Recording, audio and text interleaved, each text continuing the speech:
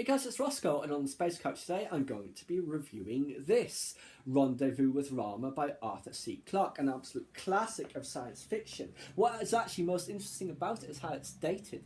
This was written in 1973. I picked this up in the early 1990s when I was a student. I thoroughly enjoyed it. Basically what happens is, I think mid-21st century, there's an incoming asteroid, meteor, whatever they are, that impacts over northern Italy, causes huge devastation, destroys some of the beautiful ancient cities, including Venice.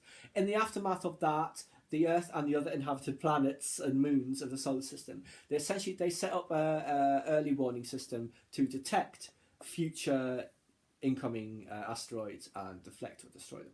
Now, essentially, basically what happens is they discover an object that seems to be on a very odd path through the solar system, and they manage to send a probe to a flyby, and it turns out it's that ship, that cylinder, that O'Neill cylinder type structure, and it's named Rama because that is the pantheon they're working through at the moment.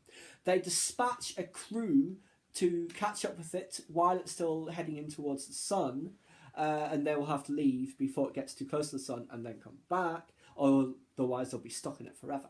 So that happens, they go and they explore and all that. It's really interesting. I thoroughly enjoyed it. So that's completely empty of any kind of life, and then essentially it starts waking up. The closer it gets to the sun, its systems start activating, you know.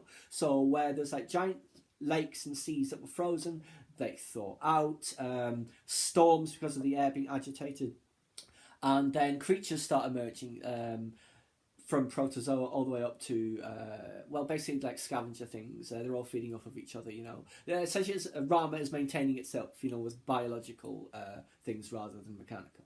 So, yeah, really good. It's all about the crew who are exploring this vessel, obviously, and what they're finding out, secrets and all that stuff. Really enjoyable. But like I say, what's really interesting is how it's dated.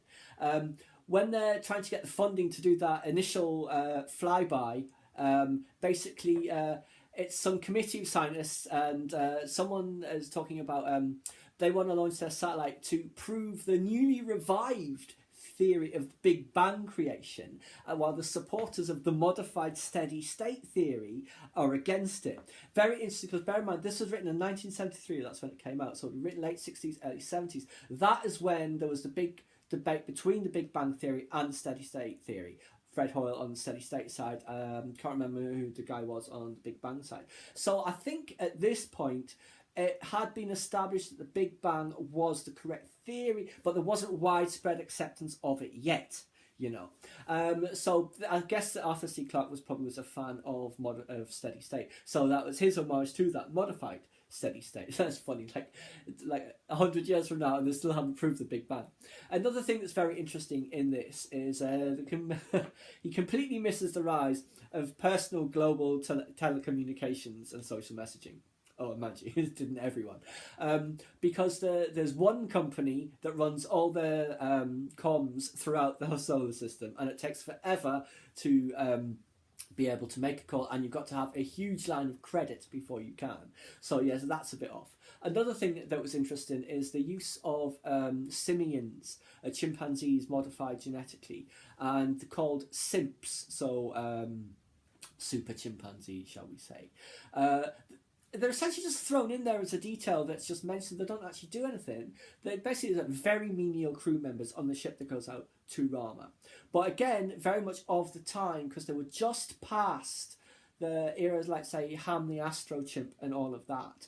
And super intelligent chimpanzees was a very big thing at that time, and there was all that work done in Africa with the gorillas. I'm not sure if it was Dian Fossey or if this was prior to that era. Many people were doing that sort of thing.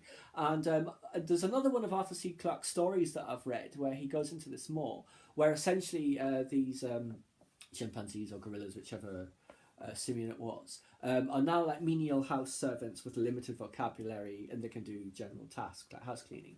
But this one that this woman has turns out to be this incredible artist. And the woman is also an artist. When she sees the apes painting, she knows immediately she hasn't got an ounce of talent compared to that. So that was very interesting as well. Yes, indeed. Very good book. I thoroughly enjoyed it. I know there's a sequel, Rama 2, because I've got it. So yes, like I said, interesting in how it is dated in some parts with some of the concepts that were very popular at the time, but have completely now fallen out of favour, of course, you know. And also, space travel is very difficult in this. People living on Mercury, on Mars, the Moon, Triton, of all places. Where else? One of the... Titan, I think, is the other one. But what is also interesting, bear in mind 1973, humans hadn't landed a probe on the surface of Mars at that point. That was 1976. And he talks about the people who are living on Mars, and some of them have been like on Nix Olympica, the tallest mountain on Mars. Oh, it might be a volcano, I forget which now. Which is very interesting, because obviously that's Mons Olympus now. So I guess that probably was based just on very vague photos that they would have seen of these features on the surface of the planet before there was the detailed mapping, I suppose. So yes, like I said, very interesting in how it's dated since then. But I thoroughly enjoyed this when I was a student, and I don't think I've read it since then. It was good to get back into it. Nice, simple read. Very gently written compared to books now. Like, you think of like the pace and tension of something like The Expanse, you know, or Game of Thrones, or any of the modern series of books. This doesn't have that. Like I say, different era completely. So anyway, guys, I thought you'd just enjoy my quick thoughts on Rendezvous with Rama. Like I said, an absolute classic of science fiction, dated though it is in some parts, it's still worth a read. Please subscribe to my channel if you enjoyed this content. Leave me a comment or suggestion for an upcoming topic you'd like to see discussed, or like the video.